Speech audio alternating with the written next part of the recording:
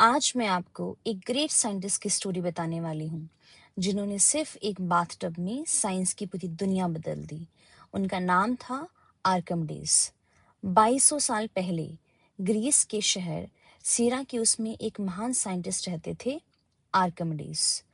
उस समय सिराक्यूस के किंग हिएरो टू ने एक गोल्ड का क्राउन बनवाया, लेकिन उन्हें डाउट हुआ कि सुनार ने शायद गोल्ड में सिल्वर मिक्स कर दिया है। तो किंग ने आर्कमिडीज को बुलाया और उन्हें एक चैलेंज दिया कि बिना मुकुट को मेल्ट किए आप ये पता लगाओ कि क्या ये क्राउन प्योर गोल्ड का है या नहीं। आर्कमिडीज कई दिन तक बहुत इसके बारे में सोचते गए कि कैसे मैं इस प्रॉब्लम को सॉल्व करूं। हमेशा दिन रात उनके दिमाग में यही बात चलती थी। एक दिन जब वो नहाने के लिए बाथटब में गए तो उन्होंने देखा कि जैसे ही वो पानी में बैठे, पानी टब से बाहर गिरने लगा। अचानक उनकी आंखें चमक उठी। यही है। और वो उसी अवस्था में सड़क पर भागते हुए चिल्लाए, यूरेका यूरेका यूरेका, मतलब मिल गया। तो ऐसी क्या चीज उन्हें मिल गई जिससे वो ये पता कर सकते थे कि जो क्राउन है वो हमारे पास प्योर गोल्ड का है या नहीं। तो कोई भी ऑब्जेक्ट लिक्विड में उतना ही लिक्विड डिस्प्लेस करता है जितना वॉल्यूम उस ऑब्जेक्ट का होता है।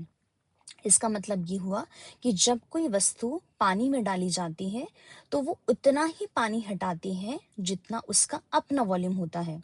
तो इसी ऑब्जर्वेशन से उन्होंने बायोन्सी का प्रिंसिपल समझाया। So according to this principle, किसी भी ऑब्जेक्ट पर पानी एक ऊपर की तरफ फोर्स लगाता है जिसे हम बायोन फोर्स कहते हैं। और इसी प्रिंसिपल का यूज करके उन्होंने क्राउन का वॉल्यूम मेजर किया और बाद में ये प्रूव किया कि जो वो क्राउन था उसमें मिलावट थी, वो प्योर गोल्ड का नहीं था। आर्कमिडीज ने सिर्फ बायोन्सी की ही नहीं बल्कि liver, pulley and stability of ship के बारे में भी बताया। जैसे फॉर एग्जांपल कोई भी शिप जब हम बना रहे हैं तो वो सी में जाके हमारे पास वो स्टेबल रहेगा, वो कहीं डूब तो नहीं जाएगा, स्टेबल होगा या नहीं होगा। तो इसके बारे में भी हमें आर्कमिडीज ने ही बताया है। तो आर्कमिडीज से हमें ये बात सीखने को मिलती है कि बड़ी डिस्कवरी कभी भी हो सकती है, बस हमें ऑब्जर्व करना और सोचना आना चाहिए।